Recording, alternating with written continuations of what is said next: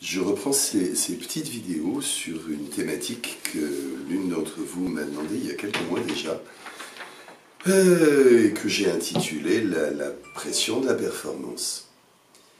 En fait, la question que me posait mon interlocutrice, l'une d'entre vous, tournait autour de cette performance et de ses effets pour chacun et chacune d'entre nous. Et évidemment, ça m'amène à parler de la question du stress.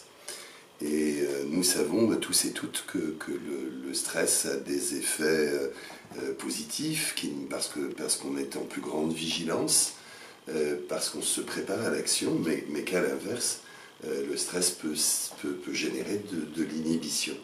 Alors, on comprend bien que donc cette pression de la performance que l'on peut ressentir à un moment donné peut nous amener à une réussite, mais peut nous amener aussi dans un certain nombre de situations à l'échec, et que ça pose le problème de la gestion de cet échec.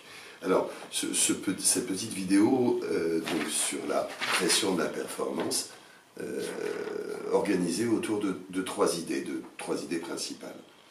La première, bien sûr, c'est que cette pression de la performance peut jouer un rôle moteur pour nous tirer vers le haut.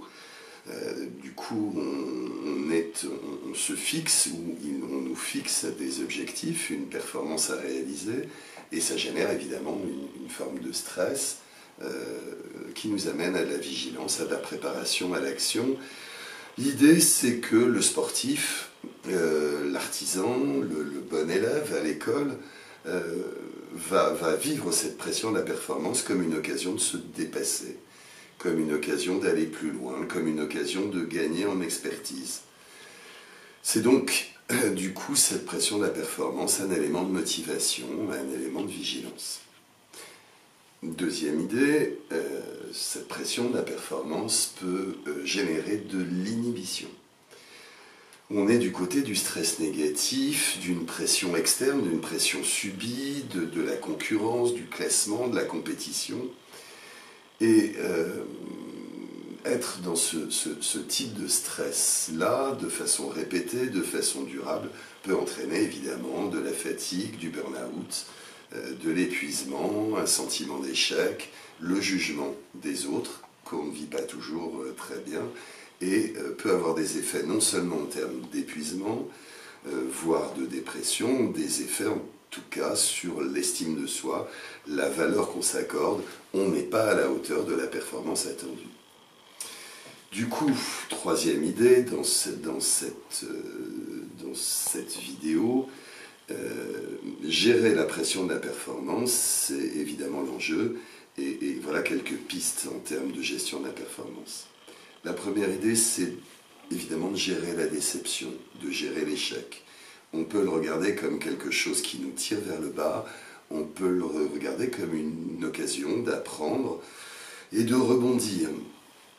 Deuxième idée, peut-être que cette pression de la performance, il faut la raisonner, surtout quand on en est maître de la performance que l'on souhaite réaliser, ou quand on est entraîneur dans le contexte sportif, manager dans le cadre professionnel, comme plutôt une politique des petits pas.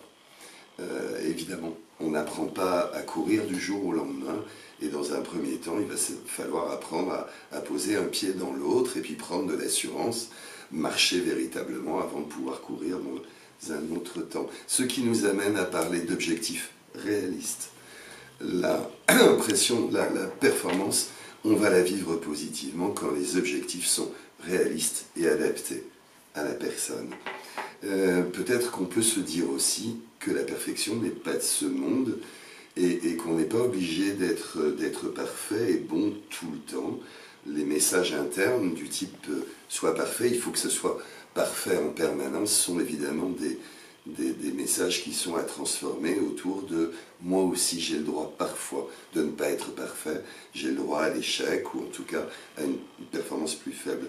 Ce qui suppose, autre idée, de se connaître et de connaître ses limites. Peut-être à certains moments de recadrer les choses soi-même, l'importance de cette situation, de cette atteinte des objectifs, de cette performance n'est pas toujours essentielle. Donc être capable capable aussi de recadrer les choses. Et puis on a évidemment toutes les pratiques de méditation, de relaxation, qui nous permettent peut-être d'aborder cette pression de la performance de façon différente. Voilà, quelques mots autour de ce thème de la pression de la performance.